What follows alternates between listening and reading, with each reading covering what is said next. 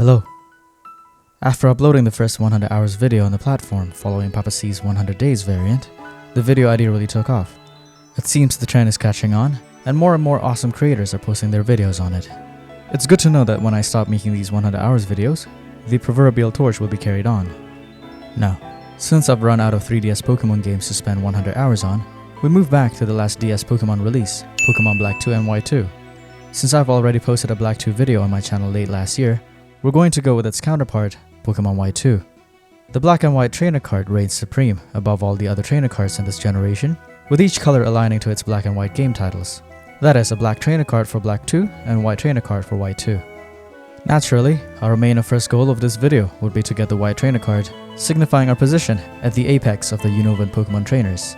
To achieve this color, a Unova Pokemon trainer must do the following: enter the Hall of Fame, complete the National Pokédex, complete all PokeStar Studios movies, complete the Champions Tournament, and finally, get both the Black and White entry levels to 30 or higher. Some of these objectives are quite a tall order, I must say. Ones I definitely underestimated before going into this run. What I didn't underestimate was completing the National Pokédex, which we'll get into later on in this video. Our second objective would be to complete White Tree Hollow and battling and defeating Benga, Alder's grandson. That's it in Dutro? Only 2 objectives? Yes, only 2 objectives.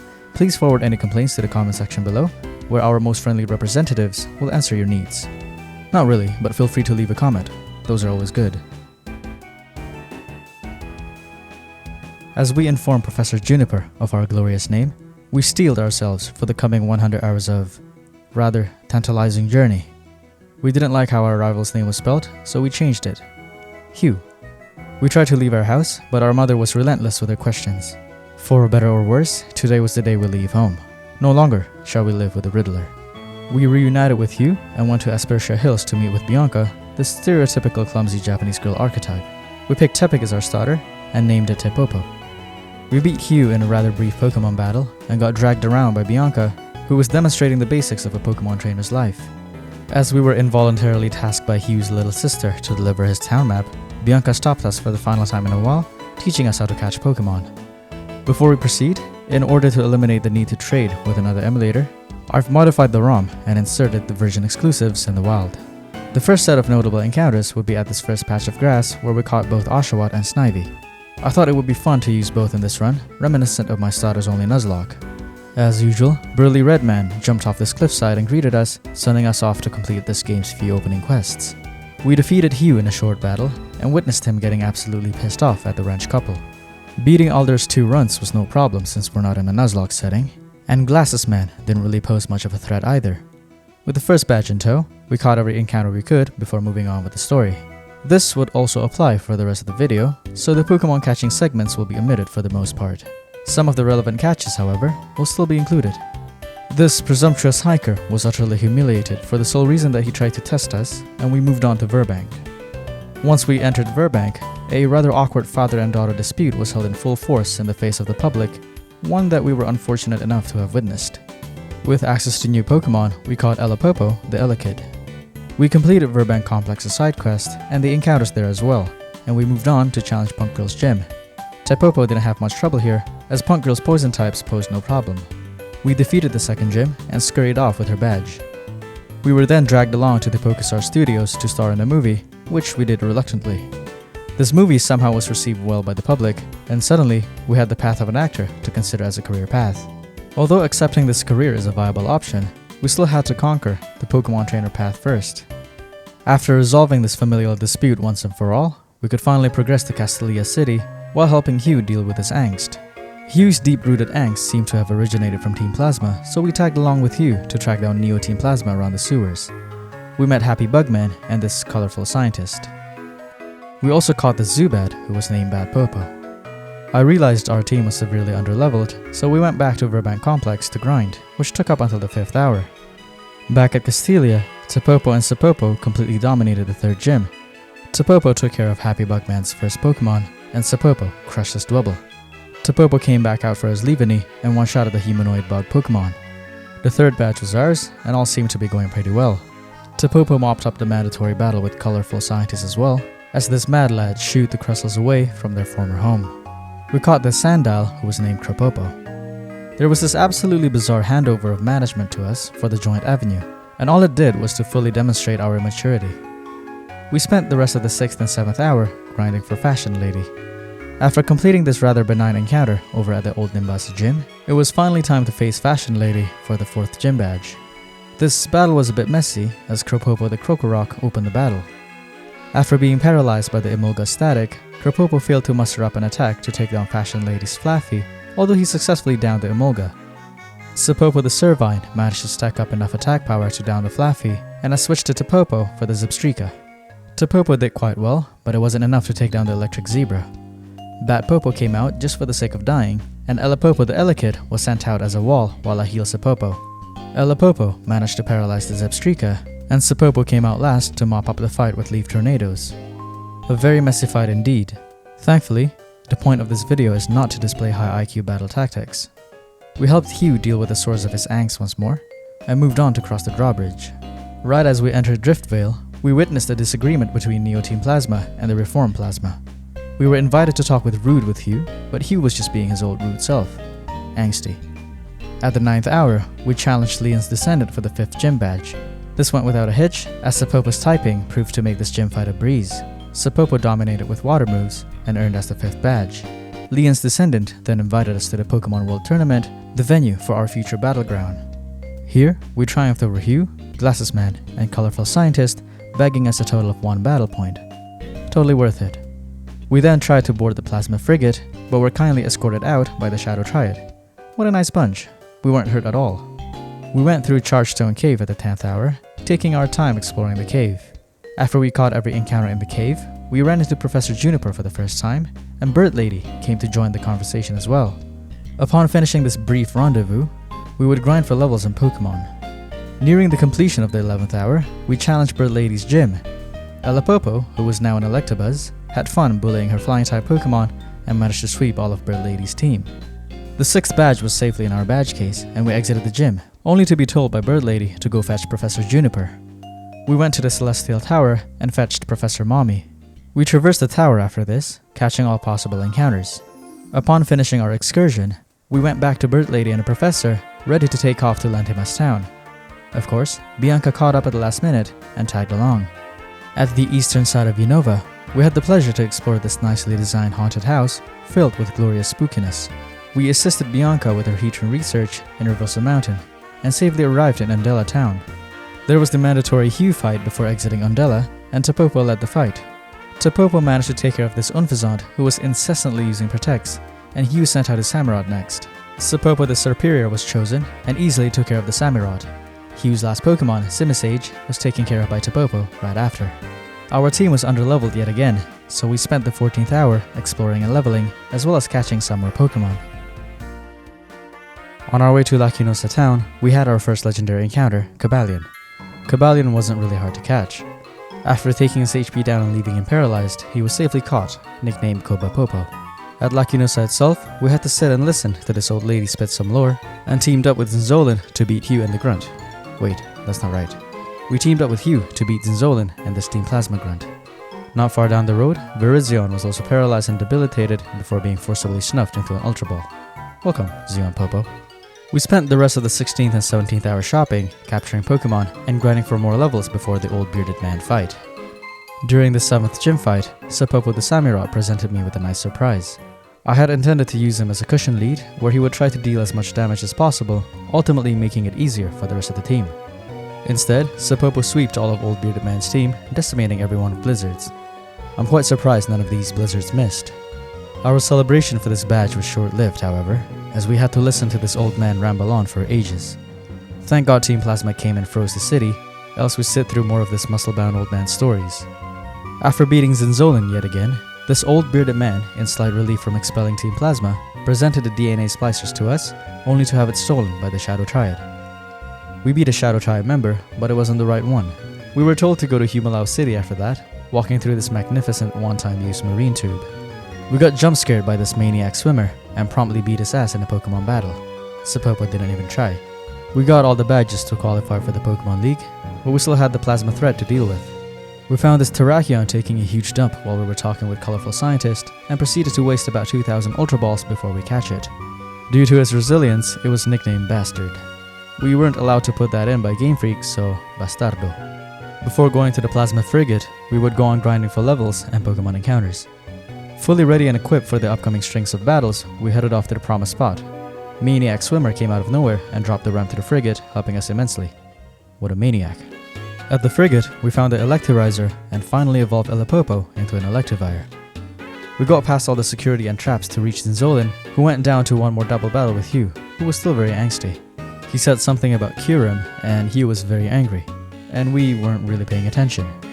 We got safely ejected by the Shadow Triad once more, before Zinzolin did something with the ship. The man with the glasses caught up to us, and pointed us in the direction of the Giant Chasm. Team Plasma had a neighborhood meeting over at the Giant Chasm, and we casually walked past them. After disarming all the traps, we faced Zinzolin for the final time in this run. Tapopo had another easy battle, where he didn't receive any damage. Colorful Scientist was next, and we opened with Tapopo again. Tapopo took down the Magneton South with Flamethrower, but it hung on with Sturdy. Tapopo was left paralyzed and failed to finish the Magneton, who switched out with Volt Switch. The subsequent Magnezone, however, Tapopo was able to take out.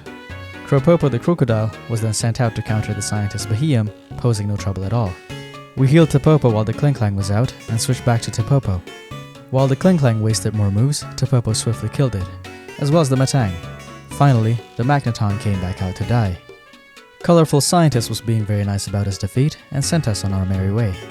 We dealt with the Shadow Triad and got Hugh his sister's Leopard back, though he was left quite confused on what to do about his emotions.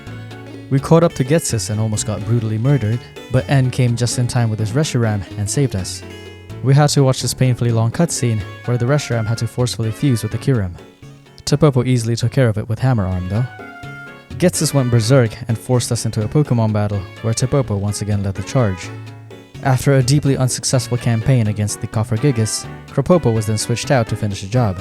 Sapopo took care of Getsis' Palpitoad, and Kropopo went back out to bite the Electros to death. The Drapion that came after was killed with an Earthquake. Getsis' Toxicroak was one-shotted by Bad Popo, and finally, Sapopo came out to close the show with the Hydreigon, downing it with 3 Ice Beams. Upon his defeat, Getsis fell further into his spiral of insanity and was safely escorted out by the Shadow Triad. They really are a bunch of good-mannered gentlemen. Hugh managed to face his inner demons and told us to go to the Pokemon League. We had another meeting with N, who gave us the Waterfall HM before we traversed the Victory Road. Scaling Victory Road was no easy feat, and it took us the better part of hour 23. We won against Hugh at the end, but the battle itself wasn't really something to write home about. We evolved the newly caught Metapopo just before the Elite Four, with the intention to use it in the league. Our campaign at the Elite Four began with Bat Popo leading our team against Martial Art Man. Bat Popo easily took care of Martial Art Man's throw, but quickly fell to the Conkeldurr. Metapopo picked up his mantle and continued Bat Popo's legacy, successfully finishing off the rest of Martial Art Man's team. Glasses Lady was definitely not harder than Martial Art Man, as Kropopo was able to finish her first 3 Pokemon. When it was time for her Drift Blim, Elipopo came out and demonstrated his might. For Mysterious Man, Metapopo was up first, downing the Leopard quite quickly. For the Crocodile, Sapopo was sent out for quite the breezy win. Tapopo finished his Crafty with a Hammer Arm, and after a bit of a struggle, Kropopo bagged us the win with an Earthquake. When it was time for Dream Lady, well, Kropopo had a field day. Time for the champion, Underage Purple Girl. She opened with her Hydreigon, and I sent out Sapopo first. I thought Sapopo would at least be able to take out the Hydreigon, and I was absolutely right. Sapopo ate a chunky Dragon Pulse after his first Ice Beam, and took out the 3-headed dragon with it next. Underage Champion sent out her Lapras next, and I switched to Elipopo. Elipopo scored a crit Thunder Punch, and luckily took it out in one go. When it was time for her Aggron, I switched to Kropopo, who one-shotted the Steel Pokemon with an Earthquake. I switched back to Sapopo for the Dredagon, but the Dragon type proved to be too much for Sapopo. Sapopo ate a Focus Blast and ate some dirt. Bad Popo came out for some screen time and finished the Dredagon with 2 Acrobatics. I sent out Elipopo for the Archeops and successfully took it out with a Thunder Punch after tanking a Rock Slide. Bad Popo came out again for Underage Champion's final Pokemon, Haxorus. Somehow, the Haxorus tried to sack 3 Dragon Dances, meaning Bad Popo could score 3 Acrobatics that finally took it down. So much for champion strats, Iris. With that, we were able to beat the Pokemon League, finally entering the Hall of Fame, crossing out one of our objectives. Upon our completion of the Pokemon League, I was left with 5 tasks. I could complete the National Pokédex, the Pokéstar Studios, the Pokémon World Tournament, the entry missions, or the White Tree Hollow. Of course, being the Pokémon masochist that I am, I wanted to get the most troublesome part of this video out of the way first, the National Pokédex. One of the reasons why I was somewhat apprehensive of doing this run is precisely because of the National Pokédex. To complete the National Pokédex, we need Pokémon from the previous games, and that includes many version exclusives and event Pokémon. So, to circumvent playing on a ROM hack, which I prefer to avoid for now, I had to insert all the Pokémon I couldn't get in the game manually. But before I did that, I completed Unova's Pokédex as best as I could, and that included all the legendaries. Latias, Cresselia, the 3 Lake Trios, the 3 Regis, even though I had to enable the Registyl key manually, Regigigas, Reshiram, Kyurem, and Heatran. After that, I had to manually input all the encounters, starting from National Pokédex number 1. And of course, this included the legendaries.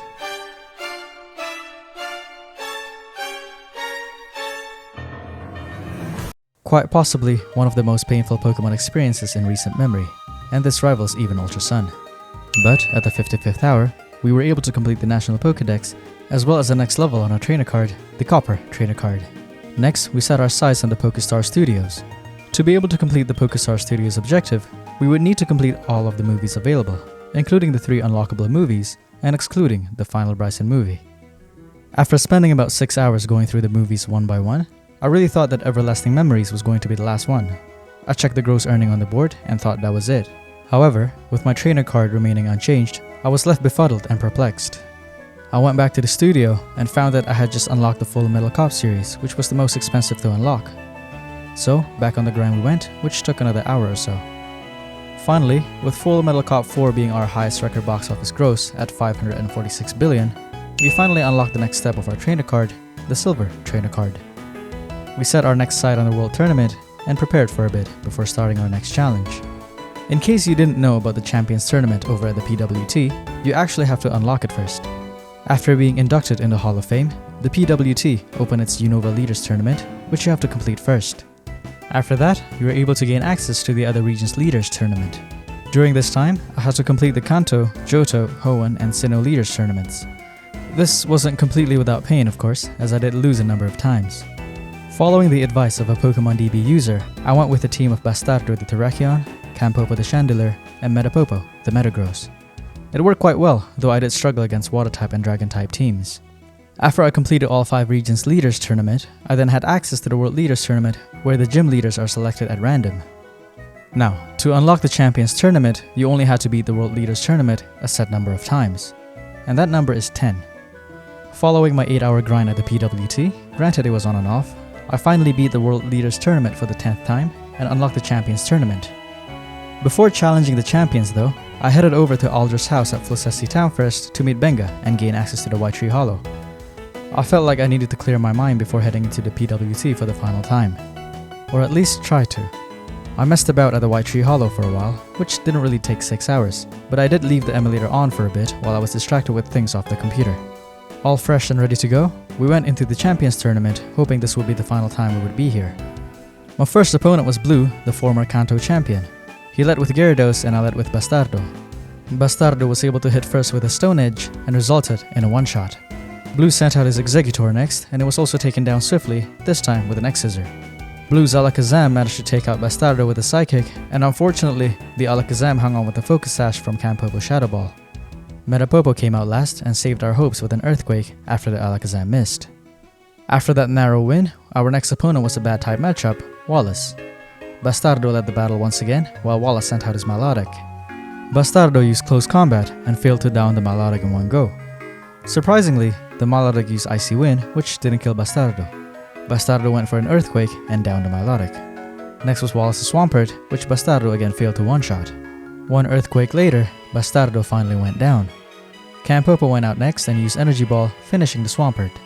Campopo was locked to the Energy Ball because of his Choice Scarf, but thankfully, Metapopo was able to finish the fight again.